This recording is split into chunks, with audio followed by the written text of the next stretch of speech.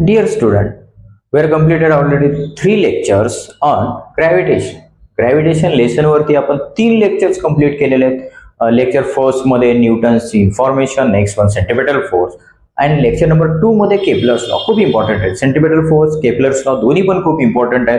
Repetition बरेच वेळा Kepler's law तर खूप वेळा रिपिटेशन झालेलं आहे, ते खूप इम्पॉर्टंट आहे. त्याच्यानंतर आपण थर्ड लेक्चर मध्ये बघितलेलं आहे Newton's universal law of gravitation, त्याच्यावरती न्यूमेरिकल्स येतात, तो पण इम्पॉर्टंट आहे. पण जस्ट हा केपलर्स लॉ इम्पॉर्टंट. त्याच्यानंतर आपल्याला इथे बघायचं uniform circular motion and magnitude of centripetal force means relation between centripetal force and circular motion आपल्याला या लेक्चर मध्ये बघायचं आहे. आणि हा लेक्चर नंबर 4 आहे. आता लेक्चर नंबर 4 मध्ये आलेलो आहे आपण. जो कोणी नवीन असेल तर मागे जे टाकलेले आहेत लेक्चर्स म्हणजे याच्या अगोदर आपण पिरियडिक क्लासिफिकेशन ऑफ एलिमेंट पण लेसन कंप्लीट केलेले आहे. त्याच्यानंतर ग्रॅव्हिटेशनचे 3 लेक्चर्स युट्यूब चॅनलला अवेलेबल आहेत, तुम्ही तेथे जाऊन व्हिजिट करू शकता. ऑलरेडी आपण बघितलेले सेंट्रिपेटल फोर्स व्यवस्थित स्टडी केलेले, सर्क्युलर मोशन काय ते पण स्टडी केले. What is mean by circular motion? Any object revolve in a circular path, that is called circular motion. And what is meant by centripetal force? Centripetal force means object directed towards the center. Circular path मध्ये तो फिरत असेल त्याचं direction कुठे असतं? Towards the centre. हे आपण study केलेले आहे. त्यानुसार जो सेंट्रिपेटल फोर्स आहे, centripetal force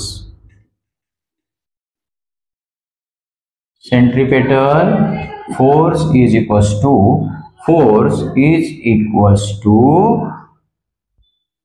mv square upon r. हे असा फॉर्म्युला आहे. Centripetal force is equals to mv square upon r.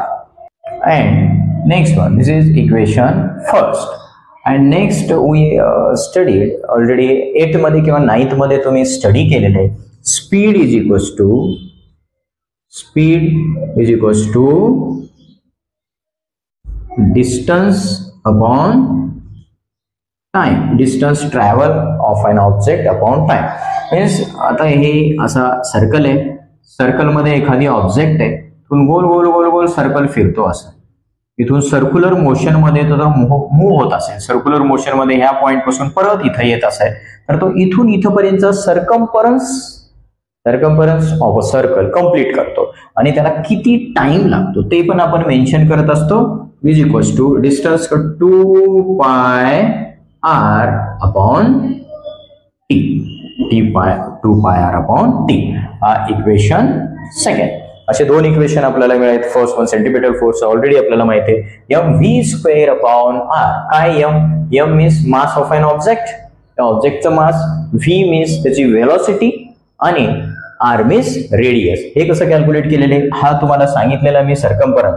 आणि जो दुसरा आहे ह्याचा सेंटर, इथून इथपर्यंतची रेडियस, हा ऑब्जेक्ट जसा गोल गोल गोल गोल गोल गोल गोल गोल फिरतो या ऑब्जेक्टचा मास आणि याची जी स्पीड मीन्स v आणि इथून इथपर्यंतचा डिस्टन्स मीन्स r. हा असा सेंट्रिपेटल फोर्स. आणि सेकंड वन जो सांगितलेले तुम्हाला सर्क्युलर मोशन. नेक्स्ट वन आपण आता काय करायचे, फक्त व्हॅल्यू पुटअप करायची. कुठली व्हॅल्यू? जी सेकंड जर इक्वेशन आहे ती व्हॅल्यू आपल्या इक्वेशन फर्स्ट मध्ये पुटअप करायची. तर काय येतं? सिंपल आहे. f इज इक्वल्स टू हे ऍज इट इज ठेवायचे mv square means this value 2 pi r bracket square whole bracket, मोठा ब्रॅकेट आहे, t अपॉन आपला जो हा r आहे तो सिंगल ऍज इट इज खाली राहणार. मग याचं रिझन काय असणार आहे? तुम्ही याचं रिझन लिहू शकता. Second equation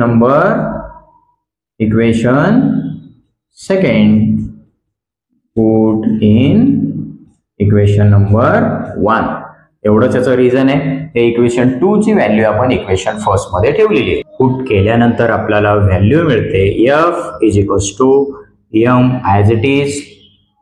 2 square means 4 pi square r square upon t square, whole denominator line and then r simple आहे. हा r असा डिनॉमिनेटर मध्ये आपण लिहू शकतो r/1. सिंगल आहे, त्याला मल्टिप्लाय करून आपल्याला वर घ्यायचंय.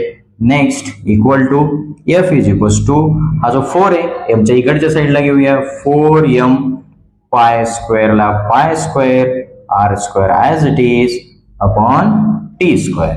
and this one r upon 1 है तो रेसिपी आपण इनवर्स जर घेतला तर ते होतो 1/r 1/r होणार. हा r गेट कॅन्सल, तर आपल्याला मिळणारी व्हॅल्यू आहे 4m पाय स्क्वेअर r/t². ही व्हॅल्यू आपल्याला आता मिळाली. केपलर्स थर्ड लॉ मध्ये t² = k r³. तर k = t²/r³. हे असा आपल्याला फॉर्म्युला आहे. मग आपल्याला हे r² येण्यासाठी हे r³ येण्यासाठी r² ला r ला r² न मल्टिप्लाय करायचे. मग एका साइडला मल्टिप्लाय नाही करू शकत, डिनॉमिनेटर न्यूमरेटर दोन्ही एक साथ मल्टिप्लाय करावं लागतं. मी तर रिझन नाही लिहिते, तुम्ही ते अंडरस्टँडिंग करून घ्या, तुमच्या बुक मध्ये पण आहे. नेक्स्ट वन m, आपण हे आत्ताच लिहिलेला इथला इक्वेशन 4m पाय r², पाय स्क्वेअर, r ला r आहे. तर डिनॉमिनेटर आणि न्यूमरेटर दोन्ही साइडला काय करायचंय, r² न मल्टिप्लाय करायचंय.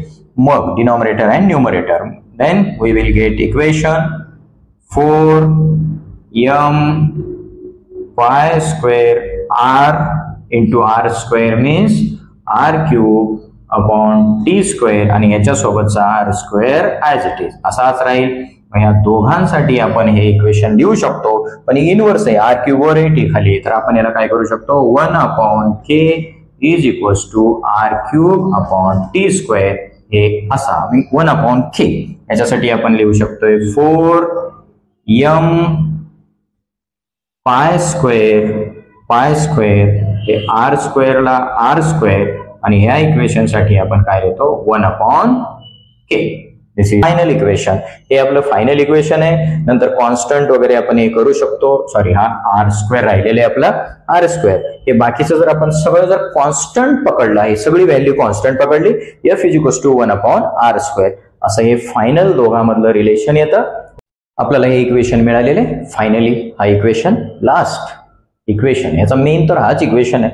तरी पण याच्यामध्ये थोडंफार चेंजेस. f = हा जो इक्वेशन दिसतोय 4m पाय स्क्वेअर/k, याला आपण कॉन्स्टंट पकडलं /k and 1/r², असं याचं व्हेरिएशन केलेलं आहे. नेक्स्ट वन, f इज, आज इतकी जी व्हॅल्यू आहे ना, ह्याच्यासाठी कॉन्स्टंट पकडलेले, कॉन्स्टंट then 1/r², म्हणजे constant and 1/r² means f is inversely proportional to 1/r². Simple, एवढं फायनल आहे. सिंपल आहे, काही हार्ड नाहीये, पण तेवढा इम्पॉर्टंट पण नाहीये.